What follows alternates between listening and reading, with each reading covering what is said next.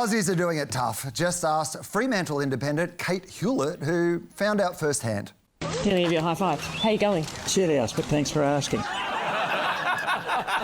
Same, but no one asked me. And everyone is sad in one of the Liberal Party's biggest ads. Life's tough under Labor. The cost of food is up. Your bills are up. Economists agree that Labor's wasteful spending has added to Australia's inflation, which has been consistently higher than any major advanced economy. That puts pressure on interest rates, which have risen 12 times under Labor. All this means Australia has had the biggest fall in disposable income in the developed world. We can't afford 3 more years of Labor. That ad has played over 9,000 times, meaning this woman has returned over $27,000 worth of pasta. And a new attack ad is even darker. They'll be better off under a Labor government. All right, let's dig in.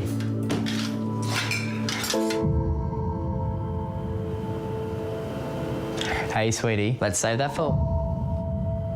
Dad? Where's Mum? Extra shift again tonight, sweetie. You're not imagining it. You really are worse off under Labor. We can't afford 3 more years of Anthony Albanese's broken promises. Mum's gone to return the pasta. Maybe a better tagline would be, no money, no mummy. Annie, will misery bring joy for the coalition? Well, it'll certainly bring joy to the ALP team, who would have been absolutely bracing for an onslaught of real emotional ads about the cost of living, you know, real families doing it really tough.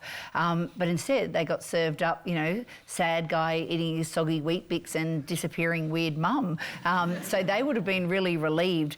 Election campaigning is emotional warfare. It's visual warfare. You've got to grab someone's attention and then you've got to flood their guts with feelings. And luckily for the ALP, these ads don't do that.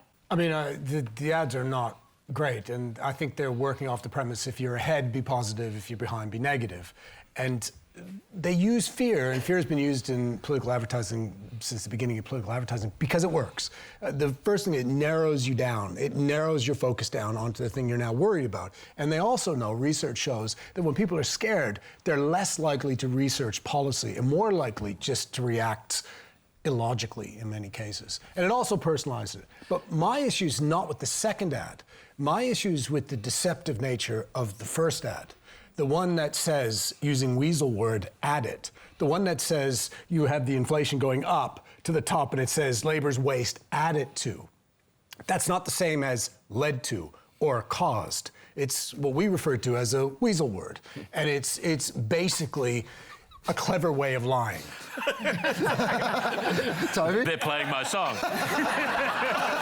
I mean, the idea... Toby, you speak nothing but weasel words. I know, I'm King Weasel. I mean, just to pick up on that first, the notion that there would be truth in political advertising is preposterous. I mean, first, this is persuasion, not information, right? I'm an expert witness in a court case at the moment where I have to tell the truth, the whole truth, and nothing but the truth. Must be hard. Goes against all my training. But when I'm making propaganda, I find a scintilla of truth to use as a foundation and build a whole cathedral of bullshit on top of it.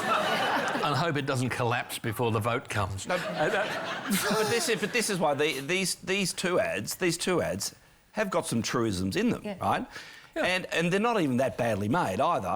In particular, the second commercial, the second... I love it. You just... Yeah. The best compliment you can give them is they're not that bad. Well, because I know, because most political ads are not particularly well made. I mean, it's almost like part of the idiom of political advertising is that it's cheap.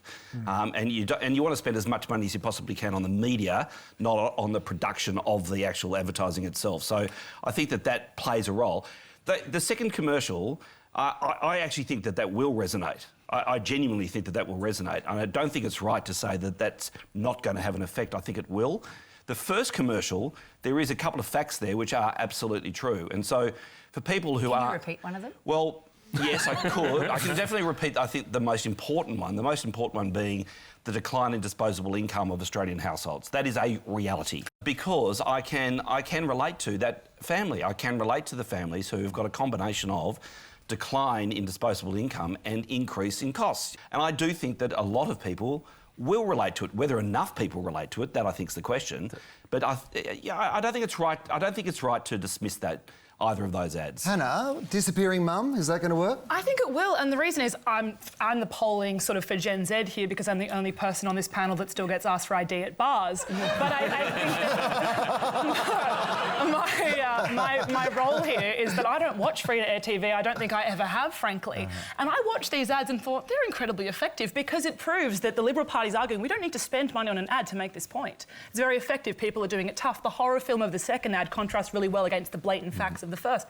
I found that graph quite compelling. My share house did, frankly, too, and we're very progressive. Yeah. So I think it worked well on us. Well, it is worth just pausing on truth in political advertising. There is no legal requirement for political advertising to be factual. It is incredible. I mean, it is incredible to think there's more legal requirement and regulation around selling toilet paper than there is around selling the political leaders of our country. Yeah, same amount of shit, though. Labor is doing their best to make Dutton radioactive. In a time of global volatility, we've never needed stability more. But that's not what Peter Dutton is offering. His nuclear plan will drive up the cost of everything. His cuts to Medicare will make our health system more like America. His job cuts will destroy public services. Our economy is only just recovering from the skyrocketing inflation and trillion-dollar debt left by the last Liberal government. There's nothing stable about an Australia under Dutton. He cuts, you pay. I'd have gone with what a massive cut. Toby, will this send the Liberals into meltdown? It absolutely will. This is an effective vote-shifting advertisement. So when you look at all the issues, you know, cost of living, they're kind of neutral, all these things. Nuclear is the one big vote shifter and it'll be the determinant of this election. It's going to cost the Liberals between 2 and 3% of their primary vote. Absolutely. People, I'm sure you're seeing the same polling as I am, the Liberals support nuclear, quite a lot of them, some don't.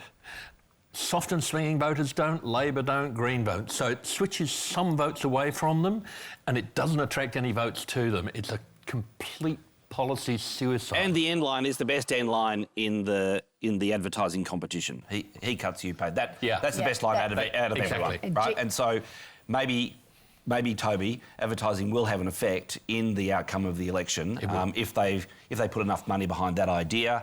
It's the strongest idea by far. Yeah. That ad is a masterclass in political ads because actually it doesn't talk about whether nuclear is a good or bad. You know, they don't go to the debate, they go to the cost, and that's because in the polling it's impacting on Liberal voters. They're like, God, why is he talking about that when the cost is skyrocketing and it's so far down the track?